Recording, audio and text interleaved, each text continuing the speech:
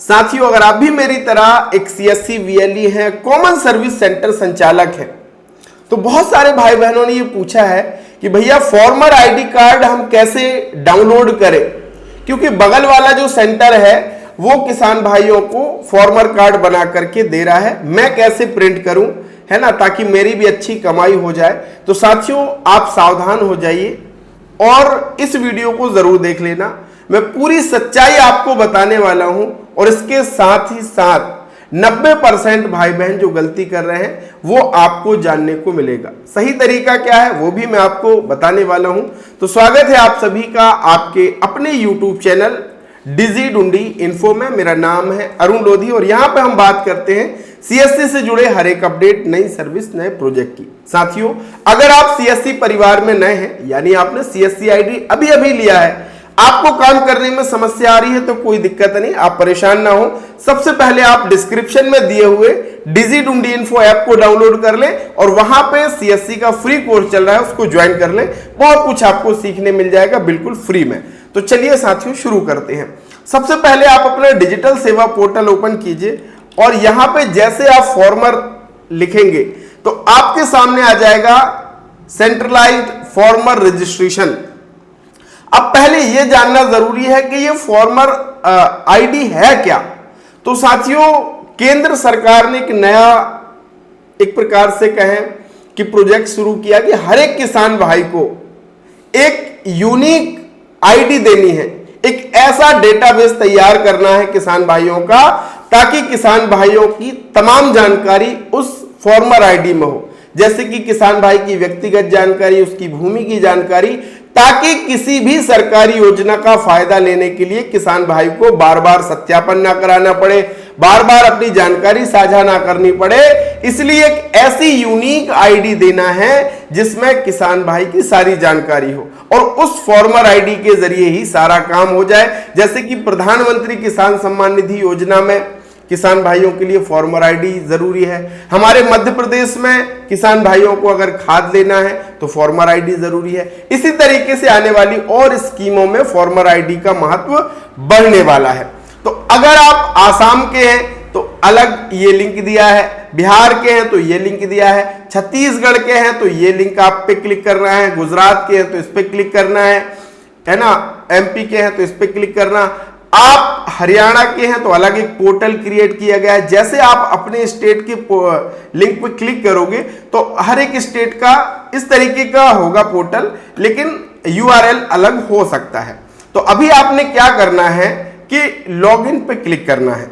आपको CSC login दिया गया है, इस सीएससी लॉगिन पे आपको क्या करना है, क्लिक करना है, अपना आईडी पासवर्ड डाल के लॉगिन करना है।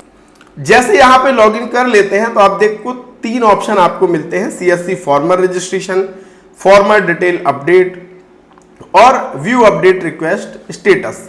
अभी यहां पे डाउनलोड का तो कोई ऑप्शन ही नहीं दिया है। आपने क्या करना है, यहां पे आपको आधार नंबर डालने के लिए आ रहा है ना, आधार नंबर आपको यहां पे डाल देना है। तो आप देखेंगे कि फॉर्मर आईडी अगर आपकी बनी हुई है तो यहां पे आपका डिटेल आ जाएगा और यहां पे अप्रूवल स्टेटस भी आ जाएगा।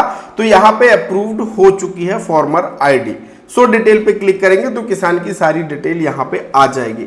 अब यहां पे भैया डाउनलोड का ऑप्शन केवल यही दिया है, डाउनलोड पीडीएफ। कार्ड का कहीं भी ऑप्शन नहीं दिया है।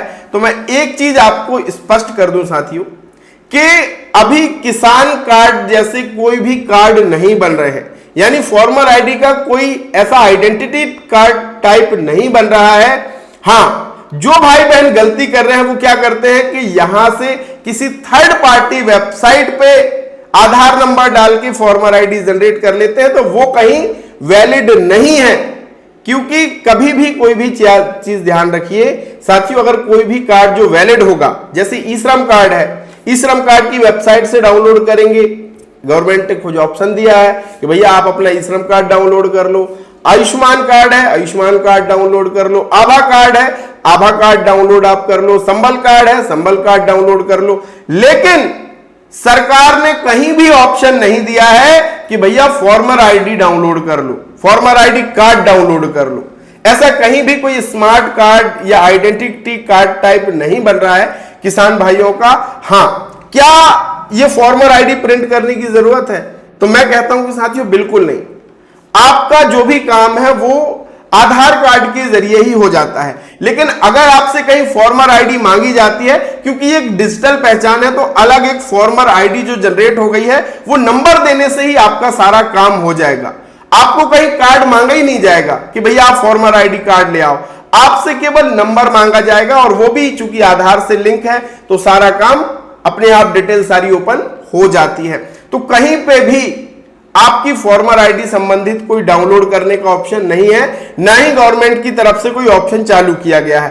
अब बहुत सारे किसान ऐसे भी आपके पास आएंगे जो कहेंगे कि भैया मुझे कुछ प्रिंट आउट दे दो ताकि अगर मुझे कहीं मांगा तो मैं दिखा सकूं। तो आप क्या कर सकते हैं, यहां पे शो फॉर्मर डिटेल लिखा है ना, इस पे क्लिक करना। इस पे क्लिक करने के बाद आप यहां पे क्या करिए, कंट्रोल के साथ पी दबा दीजिए। कंट्रोल के साथ आपको क्या करना है, पी दबा देना। यहां पे farmer ID, farmer enrolment ID यहां पे लिखा हुआ है। चाहे तो यहां पे डाउनलोड फॉर्म का भी और डाउनलोड पीडीएफ का ऑप्शन है, यहां से भी आप पीडीएफ डाउनलोड कर सकते हैं, या फिर आप सीधे कंट्रोल के साथ पी दबा करके इस पेज का प्रिंट आप दे सकते हो, जिसमें फॉर्मर आईडी भी लिखी होती है, एनरोलमेंट आईडी भी लिखी होती है, किसान का नाम लिखा होता है, एड्रेस लिखा होता है, किसान भाइयों की यहाँ पे फोटो भी यहाँ पे होती है। तो इस पेज को आप चाहें तो प्रिंट करके दे सकते हैं, किसान भाई को कहें कि इसको आप लेमिनेट करा के रख ले।